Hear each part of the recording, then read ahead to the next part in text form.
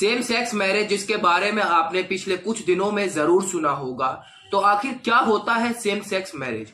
चलिए इस पर आज के वीडियो में बात कर लेते हैं। इस टॉपिक पर बात करना इसलिए जरूरी है क्योंकि ये LGBTQ+ व्यक्तियों के मौलिक मानवाधिकारों और उनके संबंधों की मान्यता और सुरक्षा से संबंधित है और इसको सरकार से मान्यता दिलाने के लिए लंबे समय से काम किया जा रहा था। 17 अक्टूबर को सुप्रीम कोर्ट में इस पर चर्चा हुई और रिस्पेक्टेड सुप्रीम कोर्ट ने इस पर अपना फैसला सुनाया, जिसके बारे में सभी को जानना और समझना चाहिए।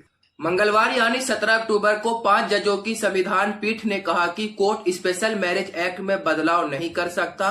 कोर्ट सिर्फ कानून की व्याख्या पर उसे लागू करा सकता है। Chief justice of India DY Chandrachud ने कहा कि स्पेशल मैरिज एक्ट के प्रावधानों में बदलाव की जरूरत है या नहीं, ये तय करना संसद का काम है। कुल मिलाकर के सारी बात यह है कि सेम सेक्स मैरिज को कानूनी मान्यता देने से सुप्रीम कोर्ट ने इनकार कर दिया है।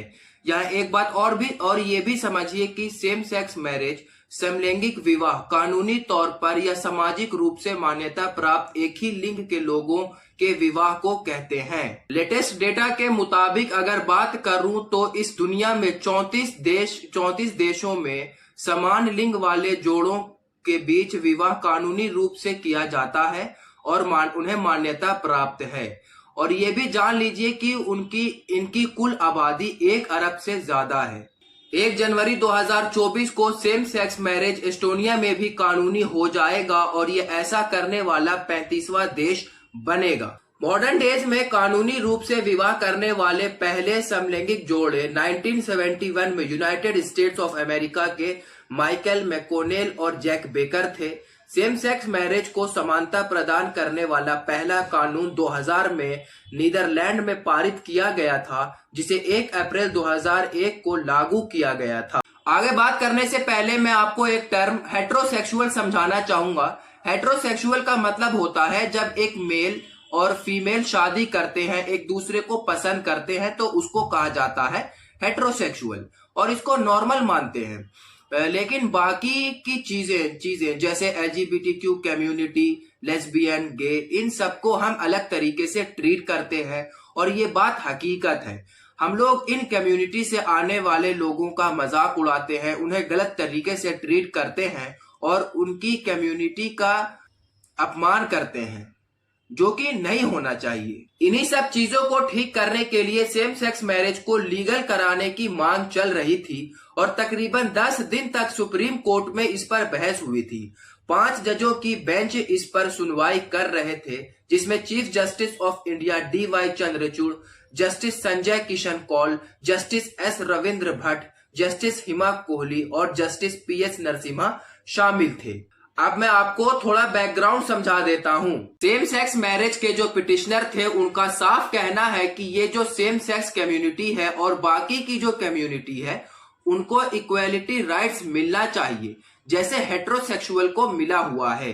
पिटिशनर का ये भी कहना था कि स्पेशल मैरिज एक्ट है, उसके अंदर भी सेम सेक्स मैरिज को लीगल रिकॉग्निशन मिलना चाहिए। ये बातें पिटिशनर द्वारा कही गई थी। Solicitor general of India Tushar Mehta ने इस मामले में कहा कि इस मुद्दे को पार्लियामेंट के पास छोड़ देना चाहिए, सुप्रीम कोर्ट को इसमें दखल नहीं देना चाहिए। मैं आपको ये भी बता देता हूं कि हमारे केंद्र की मोदी सरकार ने भी सेम सेक्स मैरिज को अपोज किया था। उन्होंने कहा था कि मैरिज एक biological man and biological women के बीच में ही हो सकता है।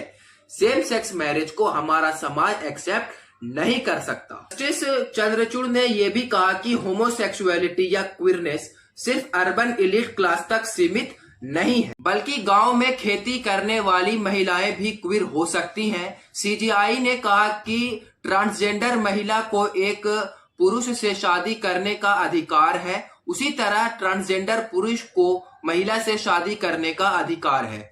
हर व्यक्ति को अपने पार्टनर चुनने का अधिकार है।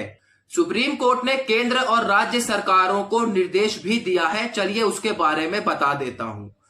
केंद्र और राज्य सरकारें सुनिश्चित करें कि समलैंगिक जोड़ों के साथ भेदभाव न हो, लोगों को उनके प्रति जागरूक करने, उनकी सहायता के लिए हेल्पलाइन बनाया जाए।